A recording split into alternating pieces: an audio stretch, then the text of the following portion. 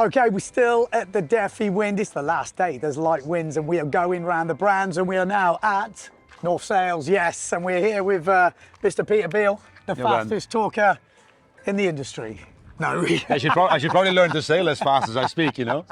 He speaks faster than me, but we're going to go through some interesting stuff because it has all been happening at North Sails. It feels like it is the brand that's being talked about the most at the beginning of this racing season. Do you want to talk us through it? Because obviously there's been a few changes. You've got this new Prisma project, which we're going to talk about. You've got some pretty hot new riders. Yeah, and some results for it as well. To back them up. So it's which has been amazing because you're kind of betting on something, and then when it works out in the first race, I mean, it doesn't get any better than that, right? Yeah. Well, we did a podcast for people who obviously watch the channel and know we did a podcast with Vincent Langer. Yep. And I think the IFCA World Championships had kind of either just the first race had just happened as we were doing the podcast. Yeah. And I think Pierre won or Amado won. No, they both won. Pierre won on the foil, Amado finished second on the fin. Yes. Great results. And then the week after they had the POS, the Prince of Speed. And Amado killed it. I think he was 1.8 knots faster than the guy who finished second. And then was also in the Prisma.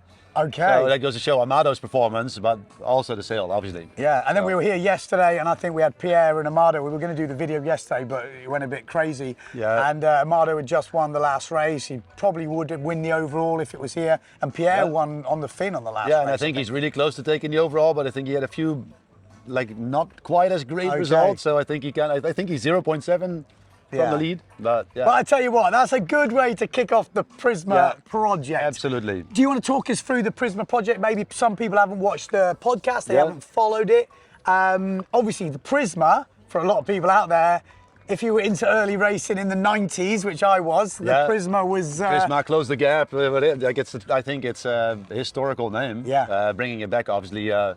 It's got big shoes to fill, but we're filling them as we speak. 100%. And I think the product came out really nice. Yeah, so it is interesting. A lot of people are going to ask this. I've seen it in the comments. Obviously, the 3DI design, which is, you know, what you guys have been doing. Yeah. Are you still doing it? Because obviously the Prisma project is what you want to call a normal sail? Is that I would say a panel sail or a traditional construction. I would call it. For me, it's traditional, and in the industry, it's obviously very common. Everyone uses this construction. Do you want to explain that? Because that is one of the things, obviously, that needs explaining. Yeah, well, explaining it, first of all, we're fully committed to 3DI. Yeah. So we're bringing a new wave sail in 3DI, we're bringing a new free speed in 3DI, so 3DI is there to stay. It's not something so we're going to clear that up. It's here, it's not here to going stay. away. It's not going away. I've seen that asked so many times. And this is a bit of a departure, maybe a bit of a controversial departure on that, but when you're doing a racing sail, first of all, I think there's a lot of knowledge in panel construction to get the right performance. Also, with film sails, you can go slightly thinner and you're focusing much more on performance, which is really important for a racing sail. And then we were able to get some designs which were proven to be really good. Yes. And getting on those designs and working with those and then getting the team riders involved, because sometimes it's also about getting the riders involved and they need to believe in the product. Yes. And we're making that link. And then we're continuing development on that and also going to start working on 3DI, either incorporating it or going fully back to 3DI in the future. So this could be a stopgap. It's like that. It's a transitional phase. Because, is that because the 3DI stuff, I mean, I know I've spoke to you guys before about it, but it takes longer to develop. It takes longer to develop because we have molding time, curing time, then finishing time. So we have let's say on the panel sail, you can send a cut file to the factory. That sail can leave the factory next Monday, even if you send it on a Wednesday, for example. Where on the 3DI file, you send a tape file, you need to create a work ticket, they need to tape it, they need to mold it, it needs to cure. And you have to create a mold every time you create a new design? We have a flexible mold, so it's a mold that has actuators in it, and it actually forms to shape. So then the design software is linked to this mold. It's all North Sails technology, North Sails design software, everything. So transitioning a paneled sail into this software is really difficult, but actually starting to work on this, we can learn a lot about shapes and about what works, and incorporating that into 3DI. So it's a transitional phase, it's a phase to get results, which we're getting. It's a phase to show that North Sails can build a performance product. It's a product that's going to bring a lot of attention to the brand.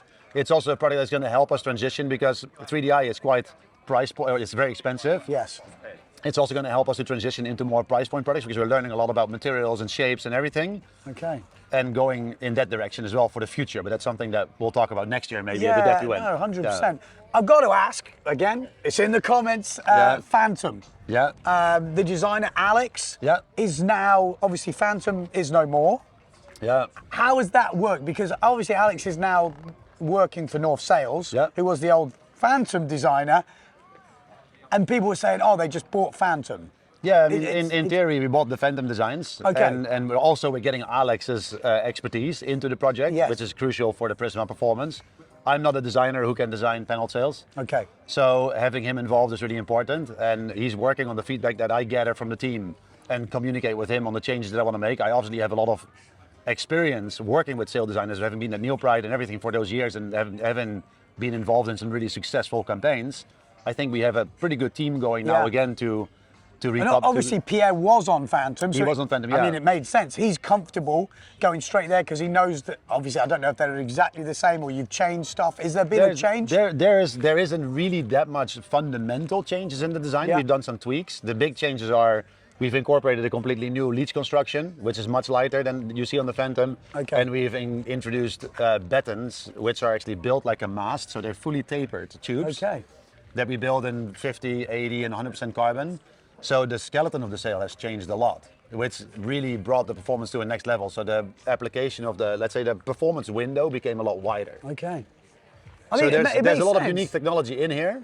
So yeah, the base is a Phantom design, which has been evolved. And then we have done our magic, or I've done my magic with battens and construction. Yeah, so okay, that makes sense. And also, obviously, Phantom, we've got to talk about Nico Goya.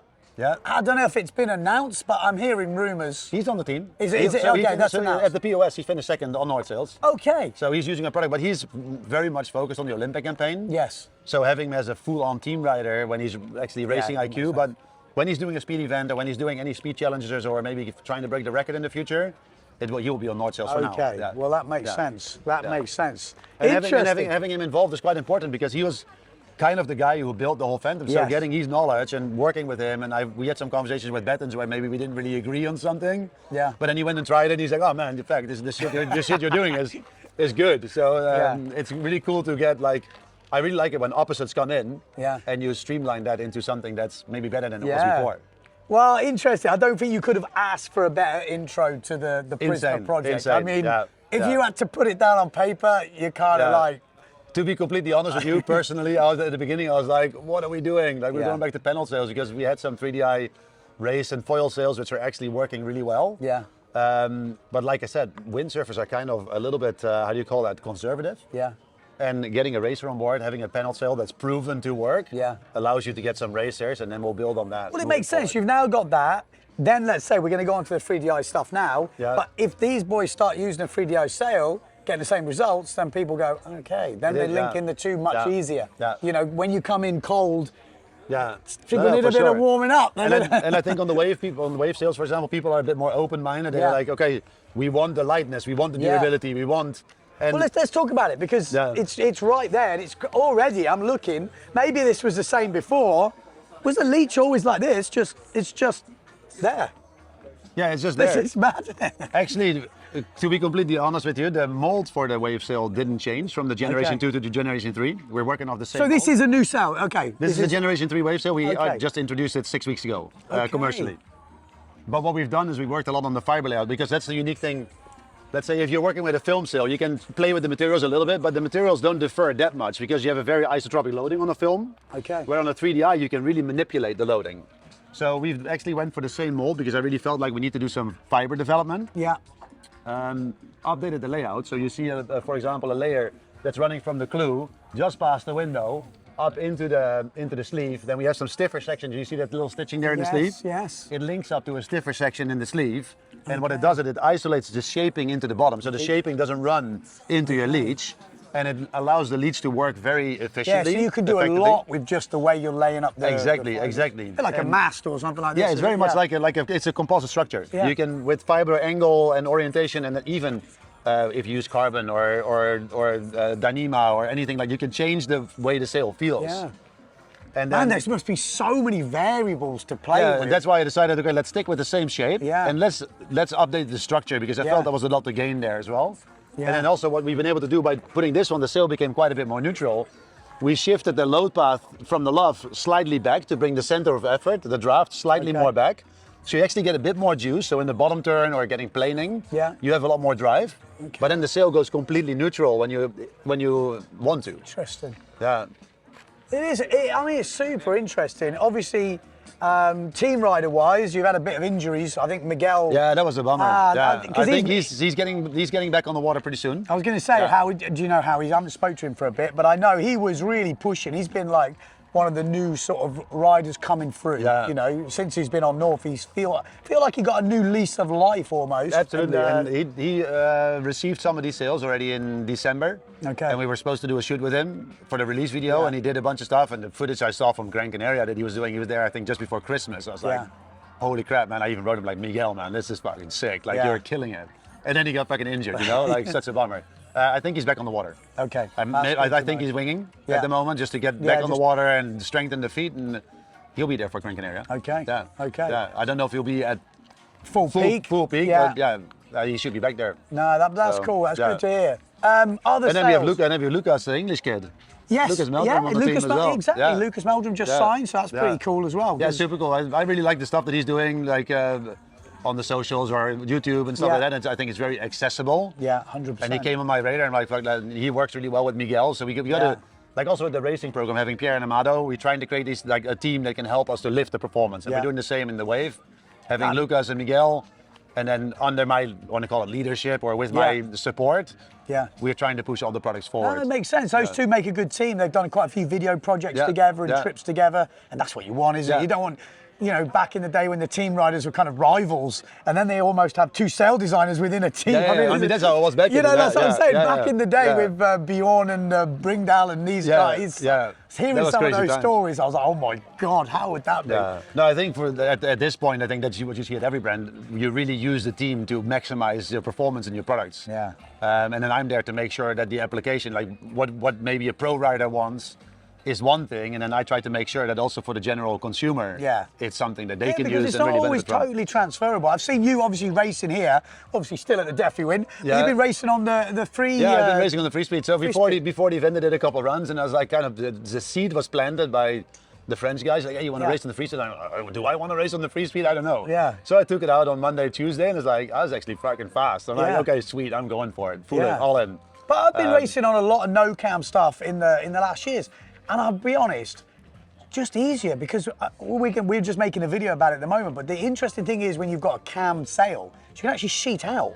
You know, like when you get those massive gusts here on a cam sail, it's much more tricky unless you're fully loaded. You need to have the technique to be able to extract the performance out of it. That's for sure. 100%. Where on the free ride, you've got it. Yeah, there's a free speed right here. So for people who don't know, free speed is the no cam kind of free race sail.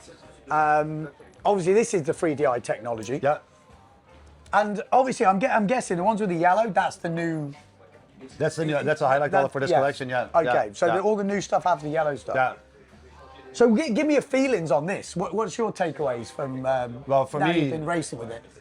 First of all, the performance is unbelievable, and I think what's really cool with a sail like this is that it's super accessible performance. So let's say you take a racing sail that gives you 100% of performance, and a free speed gives you 95% of performance. For a guy that maybe doesn't have the technique to extract this 100%, it's really hard. So you might only get to 85 or 90%. Where on a free speed, you can easily extract the maximum performance potential like out of the sail. So in the end, I think a lot of guys actually will be faster on this. They might think they need in the smaller sizes, especially. Especially in the smaller size, because the efficiency is not as important. What I do notice, like during the Defi, it's really cool because you notice some different things on the sails, right? As soon as the wind starts to drop off and you need to start going upwind, not having the cams, that's when you are hurting the most. But when you're juiced up, it's like yesterday in the second race, I put a 6.0 on, and I think most of the racing guys are on 6.0. I was like 20th at the first mark. I was in the mix. Like I was coming into the jibe and Pierre was only just leaving the jibe. I'm like, fuck It yeah, feels pretty like, good, feels doesn't fun. it? You're like, feels really fucking good. you Yeah. want to shout to everyone, I got no cap. Yeah. No, I passed Cookie on the reach and like, Cookie, and he's like, fuck, I gotta move. Like, so that was funny. So. No, but it's very interesting. Like you say, the Defi is a very unique event because you get so much time and so many different conditions through a race. And your physical ability And as yeah, well. exactly, That's everything. because there's so many limiters. Yeah. But yeah, the cool thing with this one is we done a lot of the same thing as we do on the wave sail. So we have actually on this one we have two load paths. You see the two stiffeners in the sleeve here. Yeah. They're linked up to. You can really see it on that image over there. They're linked up to the clue. So again, we're really isolating in the shaping, allowing us to make a bit of a deeper sail, giving you a bit better performance, also a bit better low end. Yeah. But then we're also really clean twist. Because often on a no cam or on a free ride sail, they're really good in the low end and they give you really high efficiency. But as soon as you get overpowered, the draft will just simply move back. But by locking it in with the two load lines and the sleeve stiffeners, we're really allowing the sail to twist almost like a racing sail in the upwind. Yeah. So getting lit up, you just keep accelerating. Yeah. No, interesting. So, and the nice thing about a sail like this, compared to a racing sail, on a racing sail, you're really lifting the nose a lot. Where these sails, they trim the nose down a little bit, and especially for something like the Defi, where you gotta freaking go for miles on end, having the nose a little bit lower is not a bad thing. No, definitely not at all. Yeah. They've just pumped up the mic, so Yeah. Peter, Cool. as always, Ben, good thank to you chat. very much, man. There we go, North Sails, the Prisma project is definitely here. It's creating rivalry. I can feel it in the top end brands in the racing. I think it's going to be a good year. Not so many race events, but it looks like the boys are finding those race events towards the end of the year. Who's going to win? Which brand's going to be on the top? Find out.